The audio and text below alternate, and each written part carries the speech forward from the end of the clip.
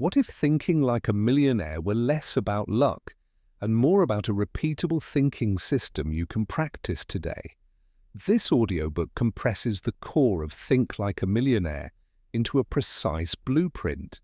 The mental rules that guide high-return decisions, the daily rituals that compound wealth quietly, and the strategic trade-offs that separate short-term comfort from long-term freedom. You will get concrete frameworks for spotting asymmetric opportunities, simple rules for managing risk and leverage, and practical steps to rewire habits that generate income and optionality. Listen closely and treat each chapter as a short experiment. Apply one rule, measure the result, and scale what works. By the end, you will not only understand how millionaires think, you will have a practical plan to act like one. Start now. Small, disciplined changes compound into financial independence. Chapter 1. Mindset Architecture. Build rules, not hopes. A millionaire mind begins with architecture, not aspiration. The central practical move is to replace vague wishes with concrete rules you will follow when emotions rise and distractions call. Start by defining a single, measurable financial objective for the next 12 months and a 3-year horizon. This objective is not a motivational poster, it is a decision filter that reveals trade-offs. If your 12-month target requires additional revenue, what projects would you deprioritize? What skills must you acquire? And what minimal viable experiments will you run this quarter to test demand? Convert those answers into rules such as automate 2% of gross income into investment, spend 4 hours weekly on a revenue experiment, or refuse any partnership without a pilot metric. Rules shrink cognitive load because they specify the next correct action when judgment would otherwise stall you. Another pillar is identity evidence. Build small, public artifacts that prove competence faster than private study. An online short course, a compact consulting case study, or a reproducible template does more to change how others see you and how you see yourself than days of private revision. The millionaire mindset privileges optionality and information asymmetry. It treats fear as a data point to be probed with low-cost experiments rather than a veto. When stuck, run a 12-day probe. One specific hypothesis, daily experiments, a public artifact at the end, and a data review. That rhythm of hypothesis, probe, and evidence trains your mind to trust small bets and repeatable learning. Finally, build psychological scaffolding, simple recovery rituals, and a tiny gratitude practice, because stamina is the currency that allows long-term compounding. The combination of rule-based behavior, early public proof, and disciplined recovery forms the mental architecture that converts good intentions into persistent wealth creation. Chapter 2. Decision. Principles and risk management. Protect optionality. Wealth accumulates when you make repeated correct choices and avoid a few catastrophic ones. Decision principles are the antidote to panic. Codify clear-by criteria, sell triggers, and stop rules before you act. For investments, define entry criteria such as valuation, competitive moat, and management quality. Define exit rules based on deterioration of fundamentals or a pre-specified valuation expansion. For business experiments, set pilot success metrics and the maximum acceptable burn before termination. Rules transform judgment into operational steps and drastically reduce emotional regret. Risk management is the second dimension. Treat leverage as a tactical tool, not a heroic shortcut. Cap leverage exposures and maintain shock reserves equivalent to several months of operating expenses, so a single cycle does not force desperation sales. Diversify sources of downside protection, cash reserves, short-duration liquid assets, and insurance where relevant. The artful move is to design asymmetry, structures where downside is limited and upside is open. Examples include licensing your method to existing distributors through revenue shares rather than expensive direct launches, or piloting new services with a small cohort before scaling. Scenario thinking helps. For any major move, sketch best, base, and stress cases with assigned probabilities and capital at risk. Those numbers remove heroic narratives and provide a sober pathway forward. Finally, maintain governance, an annual decision audit where you review the rules, adjust thresholds for current market conditions, and archive lessons from errors. Decision discipline plus prudent risk buffers preserves optionality and keeps you in the compounding game longer than most. Chapter 3. Income Design and Multiple Streams. From time to systems. The transition from earning to owning depends on converting time-limited work into repeatable revenue systems. Think of 3 parallel income strands: active, productized, and leveraged. Active income funds immediate needs: consulting, coaching, contract work. Productized income packages: your knowledge into fixed scope offers with predictable delivery and margins. Leveraged income uses other people or scalable distribution channels, licensing, royalties, or subscription models. The practical sequence starts with a dependable active strand to stabilize cash flow. From that base, allocate a small percentage of time or profit to create a minimum viable productized offer, a short course, a standard playbook, or a done-for-you template. Price modestly initially to reduce friction and to gather market feedback quickly. Once product-market fit appears, lock a leveraged distribution strategy through partnerships or platforms that already reach your audience. Early pilots with partners should be narrow, measurable, and time-boxed. Offer a single module to an existing platform in exchange for data and a revenue share. Measure conversion rates, acquisition cost, and lifetime value to decide what to scale. The hostile trap is to assume scaling is only about marketing. Retention mechanics and value extraction matter equally.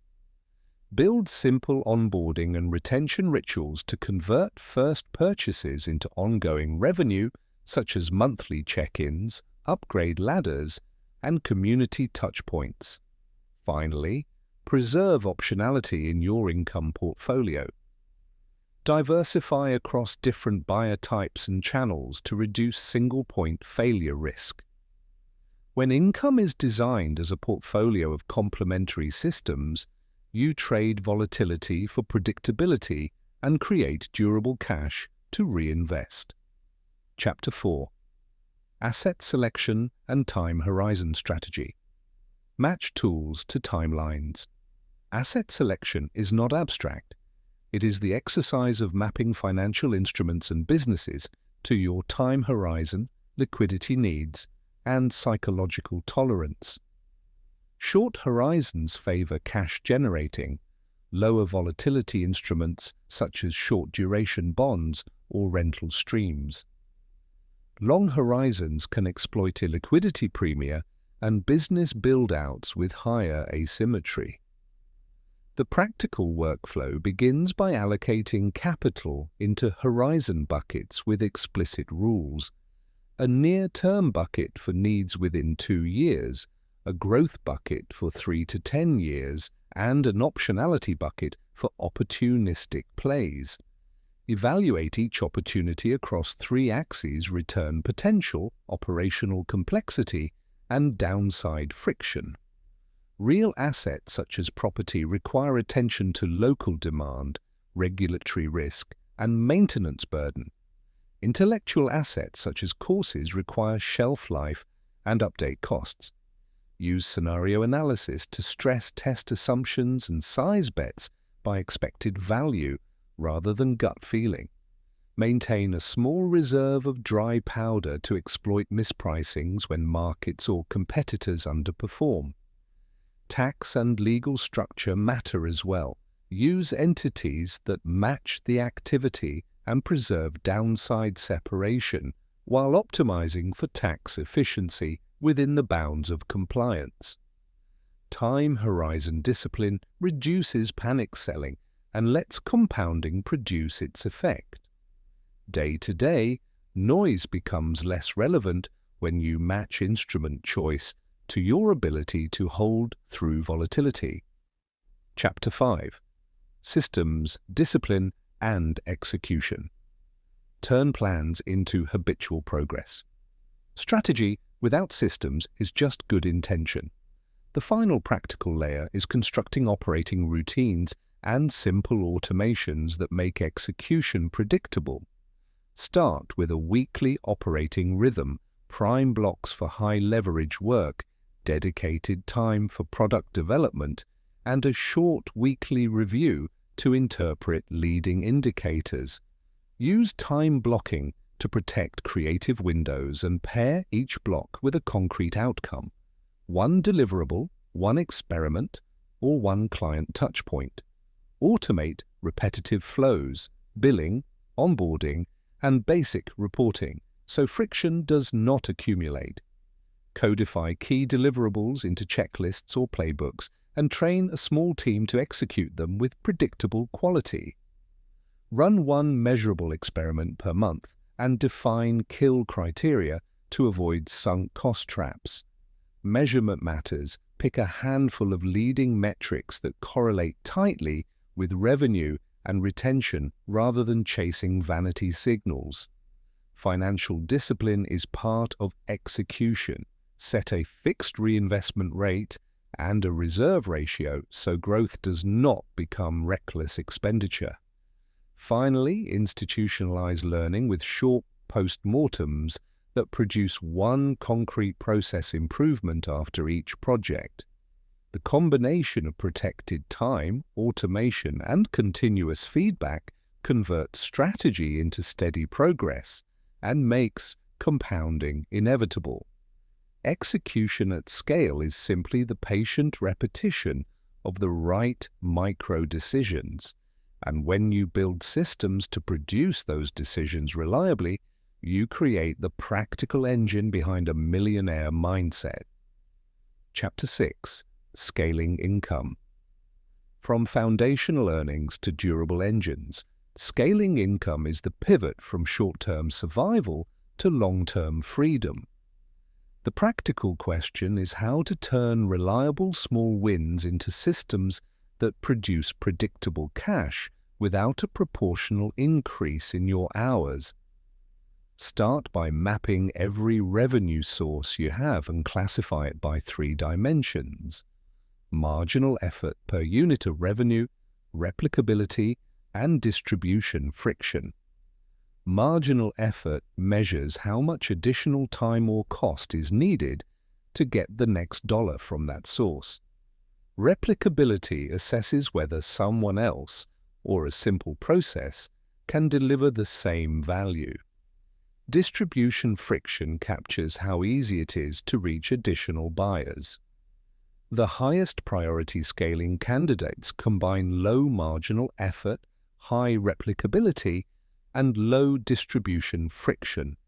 A consultant who converts a common engagement into a repeatable workshop package with a templated slide deck and a short facilitator guide dramatically reduces marginal effort and makes it possible to sell the same intellectual property to dozens of clients. The sequence of moves follows a disciplined playbook: stabilize, productize, partner. First, stabilize your foundational earnings, so personal cash flow is predictable. This may mean keeping a minimal consulting or freelance retainer that covers living costs and small reinvestments. Second, Productize a slice of your expertise into a compact offer, an online mini-course, a downloadable toolkit, or a subscription microservice priced to attract early buyers and designed for automated delivery.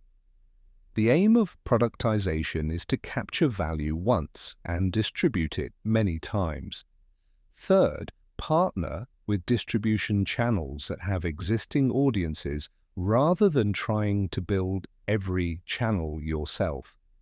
A licensing agreement with a trusted platform, a revenue share with a complementary service provider, or a placement within a membership site converts your product into reach without the heavy cost of audience building.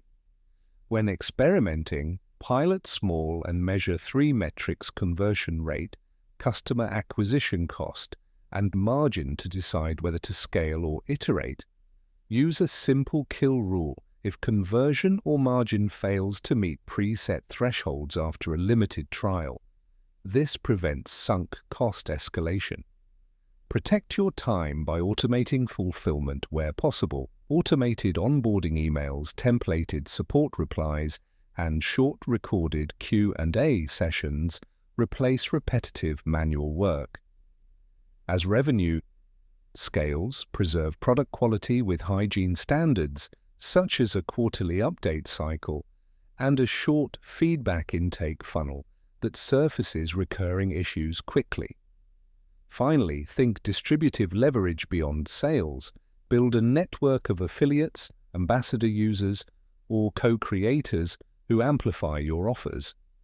These lightweight distribution partners trade audience access for revenue share or content exchange, and when engineered with clear onboarding and fair terms, they produce compound reach.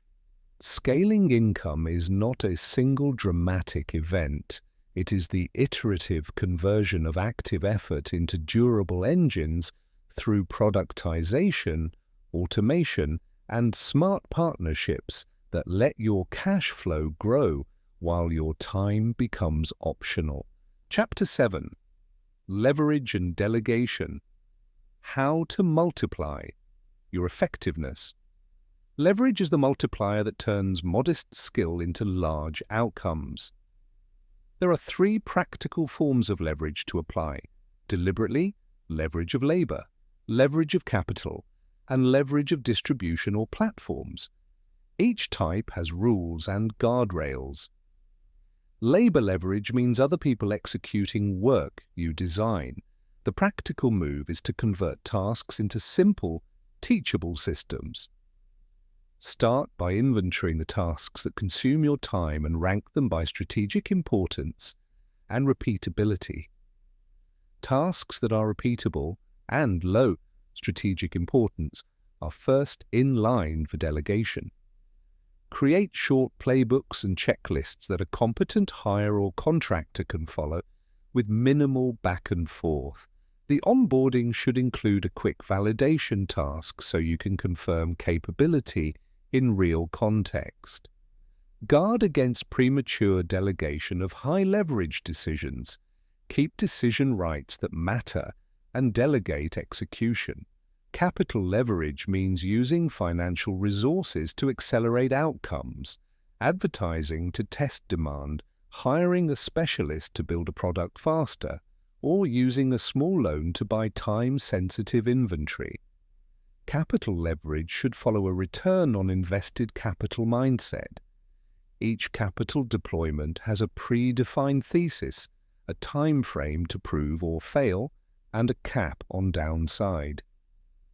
Distribution leverage comes from platforms, partners, and network effects. Use platforms to reach buyers efficiently, but avoid overdependence by diversifying channels and preserving direct customer relationships. The practical architecture for delegation is a 3-step loop: document, delegate, verify. Document the process in no more than 3 pages with clear inputs, outputs, and acceptance criteria. Delegate the work with an initial trial period and a defined communication rhythm.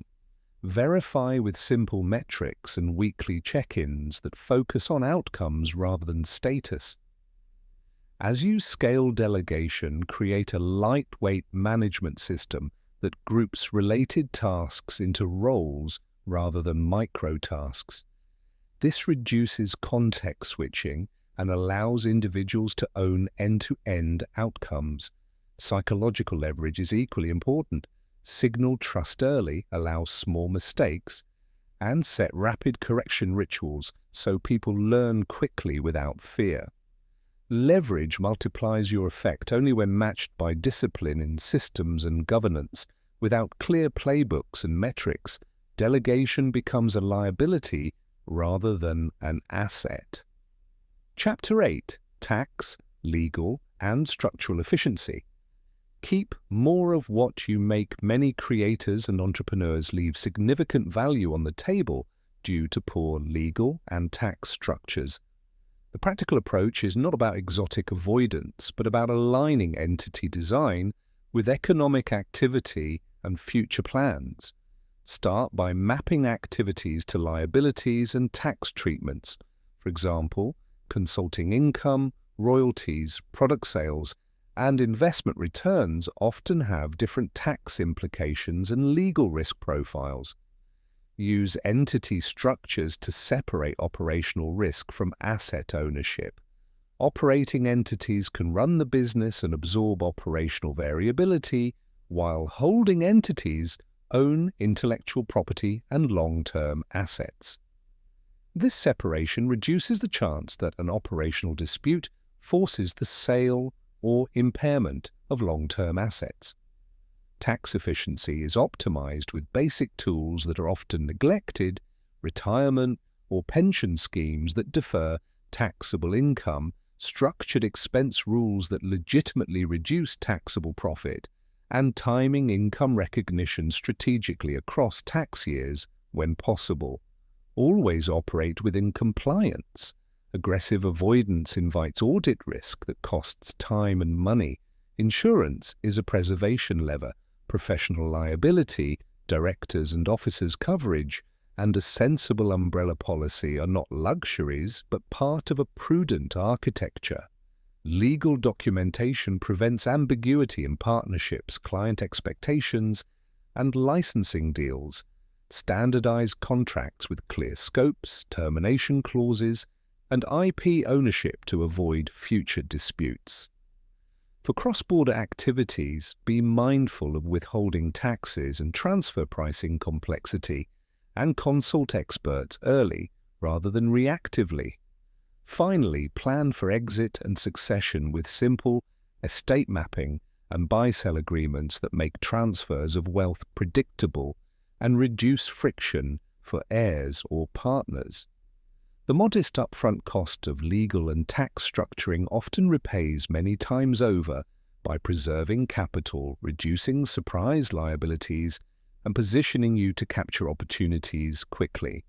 Chapter 9: Behavioral Finance and Cognitive Biases. Rewire your money mindset. Your financial results are shaped as much by cognitive patterns as by external circumstances. Behavioral finance teaches that common biases, loss aversion, confirmation bias, present bias, and herd behavior systematically erode returns. The practical antidote is to build decision scaffolds that neutralize predictable human errors. Start with pre-commitment devices for savings and investment, automate transfers to investment accounts, set rules for reinvestment, and create thresholds that trigger rebalancing without daily emotion. Use written decision rules for major financial choices, define entry and exit criteria for investments, pre-specify how large any single bet can be relative to total capital, and document the assumptions behind business experiments. Counter confirmation bias by instituting disconfirming tests. Explicitly seek evidence that contradicts your thesis and weight it seriously. Present bias is managed with future self-nudges such as scheduled annual reviews that compare current behavior to long-term goals and with smaller commitment contracts that reduce the temptation to spend impulsively. To resist herd moves, create a small advisory circle or a bipolar review process where you force a devil's advocate perspective in every major decision. Emotions often spike during volatility. Build a short calming ritual, a 10-minute pause, a written checklist, and a 2-step immediate action so you avoid reactive selling. Measure your performance against a plan, not against neighbors. Track expected value and realized return, and be patient with compounding engines. Behavioral re-engineering is less glamorous than strategy, but far more powerful because it keeps you in the game, prevents avoidable losses, and makes disciplined compounding a default behavior. Chapter 10: Legacy, Exit Planning, and the Psychology of Enough. The final stage of millionaire thinking is intentionally designing how wealth is used, preserved, and passed on. Legacy planning is not only about estate documents. It is about aligning resources with the life you want and the people you care about. Start by defining enough concretely. What level of recurring passive income funds, the lifestyle, causes, and obligations that matter? With that number, you can calibrate risk, reinvestment, and distribution policies.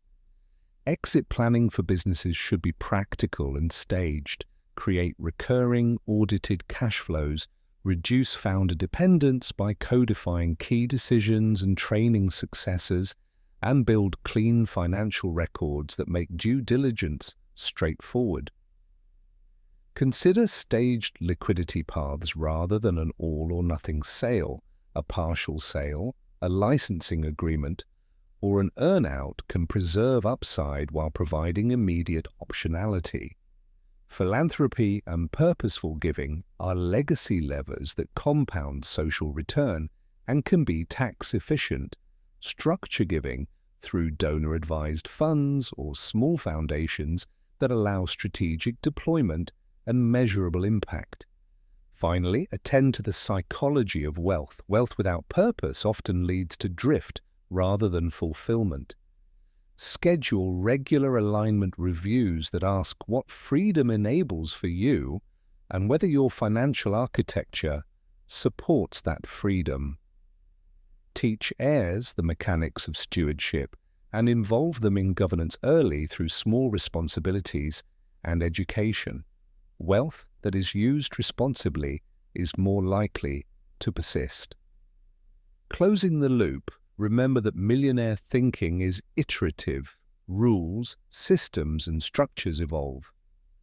The aim is not only to create wealth, but to design a life that the wealth serves. Conclusion: thinking, acting, compounding. Thinking like a millionaire is less about secret tactics and more about building repeatable systems that bias decisions toward optionality, durability, and scaled contribution. Create simple rules, design income engines that compound, use leverage thoughtfully, protect gains with sound structures, and retrain cognitive habits that destroy long-term value. Do one small experiment this week. Define a revenue probe, document a decision rule, or automate a transfer to investment, and iterate. Over time, the patient accumulation of disciplined choices turns ordinary actions into extraordinary financial freedom.